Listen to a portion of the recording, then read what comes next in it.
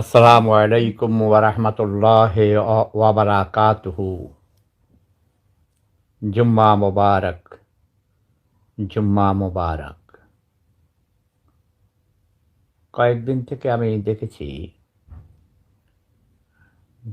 বিভিন্ন সোশ্যাল মিডিয়ায় এবং টেলিভিশনের নিউজেও দেখেছি বাংলাদেশের প্রখ্যাত সুবক্তা। আমি তার বক্তব্য অত্যন্ত মনোযোগ সহকারে শুনি গত প্রায় ২ বছর যাবৎ। তিনি ইসলামিক বক্তা হিসেবে সুন্দর উপস্থাপনা করেন। তার বাংলা, আরবি এবং ইংরেজি ৩টি ভাষাতেই সমান দক্ষতা, মানে ভালো দক্ষতা, সমান বলবো না, সুন্দর উপস্থাপক এবং সুদর্শন যুবক। আমি মাওলানা মিজানুর রহমান আজহারী সাহেবের কথা বলছি। আমি তার একজন ভক্ত, একথা এর আগেও আমি বলেছিলাম। ভক্ত, তার বক্তৃতার ভক্ত। একজন মুসলমান হিসাবে তার কোরআনের ব্যাখ্যা, হাদিসের ব্যাখ্যা আমি মনোযোগ সহকারে শুনি কারণেই। তাই মিজানুর রহমান আজহারী সাহেব লন্ডনে কোনো একটি টেলিভিশন কর্তৃপক্ষের কাছ থেকে নিমন্ত্রণ পেয়ে ইসলামের উপর বক্তব্য রাখার জন্য 5টি অনুষ্ঠান তিনি কাভার করবেন।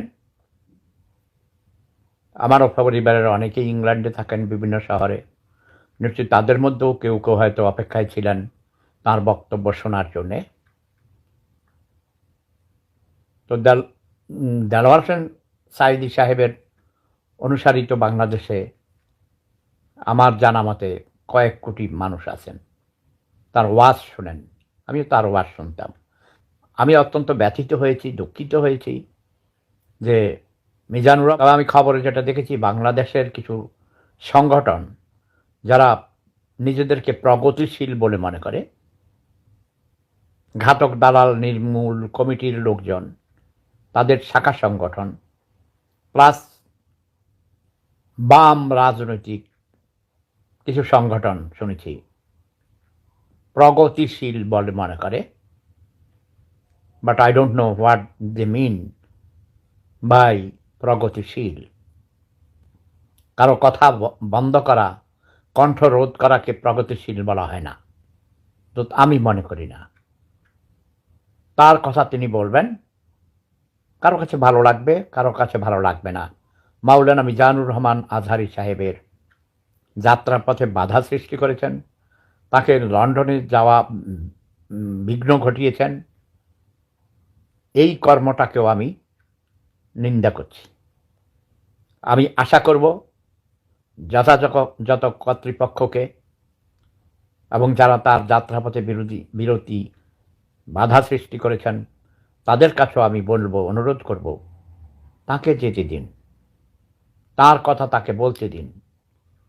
হয়তোবা এটা তার লন্ডনে প্রথম সফর, আমি জানি না। আমি মনে করি ইসলামকে আরও বেশি সুন্দরভাবে মানুষের কাছে উপস্থাপন করার জন্যে